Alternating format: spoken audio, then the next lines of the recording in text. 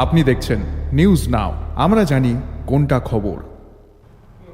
CPIM ने आरोप लगाया कि नेताजी जयंती समारोह के दौरान आजादी के आंदोलन के मकसद और भावना को खत्म करने के लिए धार्मिक और जनजातीय भेदभाव का इस्तेमाल किया जा रहा है। शुक्रवार को सीपीआईएम हेडक्वार्टर में 129वीं नेताजी जयंती का समारोह मनाया गया। सीपीआईएम ने यह भी आरोप लगाया कि मौजूदा सरकार में संविधान को कमजोर करने की कोशिश चल रही है।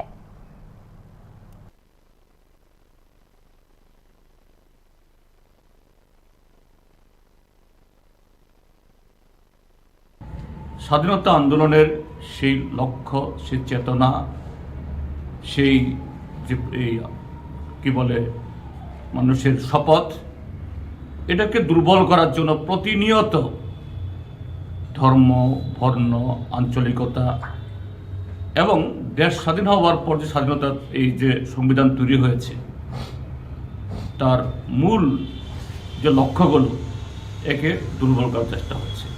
কাজে আজকে আমাদের এই নেতাজিকে স্মরণ করা, এটা যে শক্তিগুলো দেশের স্বাধীনতার স্বপ্নকে দুর্বল করছে, আজকের ভারতবর্ষকে নানাভাবে ক্ষতবিক্ষত করছে, তাদের বিরুদ্ধে নেতাজির চেতনায়, তার ভাবনায়, তার দেশপ্রেমিক যে আহ্বানের মধ্য দিয়ে আমরা যাতে নতুন প্রজন্মকে সেভাবে করতে পারি, এভাবেই আমরা নেতাজিকে